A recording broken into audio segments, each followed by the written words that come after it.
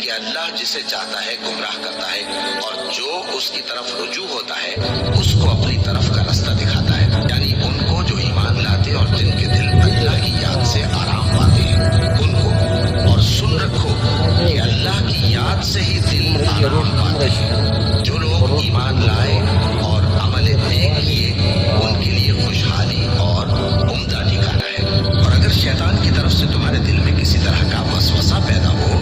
تو اللہ سے پناہ مانگو، بے شک وہ سننے والا ہے، سب کچھ جاننے والا ہے۔ جو لوگ بڑے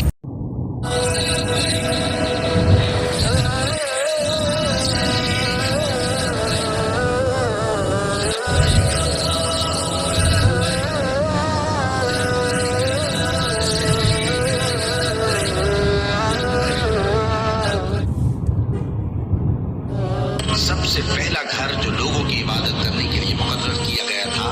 وہی ہے جو مکے میں ہے،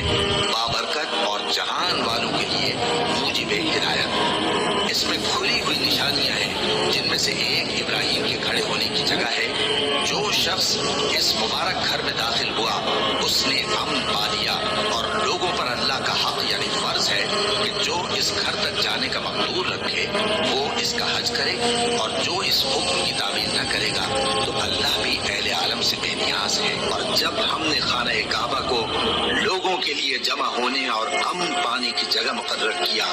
اور حکم دیا کہ جس مقام پر ابراہیم کھڑے ہوتے تھے اس کو نماز کی جگہ بنا لو، اور ابراہیم اور اسماعیل کو حکم بھیجا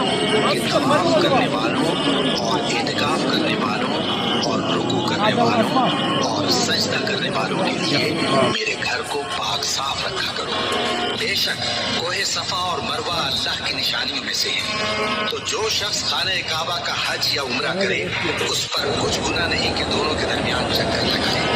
بلکہ یہ ایک نیک کام ہے، اور جو کوئی نیک کام کرے تو اللہ قدردان ہے، دانا ہے۔ اور اللہ کی خوشنودی کے لیے حج اور عمرے کو پورا کرو، اور اگر راستے میں روک لیے جاؤ تو جیسی قربانی میسر ہو کر دو، اور جب تک قربانی اپنے مقام پر نہ پہنچ جائے سر نہ اٹھاؤ۔ اور اگر کوئی تم میں بیمار ہو یا اس کے سر میں کسی طرح کی تکلیف ہو تو اگر وہ سر منہ ڈالے تو اس کے بدلے روزے رکھے یا صدقہ دے یا قربانی کرے۔ پھر جب تکلیف دور ہو کر تم مطمئن ہو جاؤ تو جو تم میں حج کے وقت تک عمرے سے فائدہ اٹھانا چاہے وہ جیسی قربانی میسر ہو کرے، اور جس کو قربانی نہ ملے وہ 3 روزے ایام حج میں رکھے اور 7 جب واپس ہو، یہ پورے 10 ہوئے۔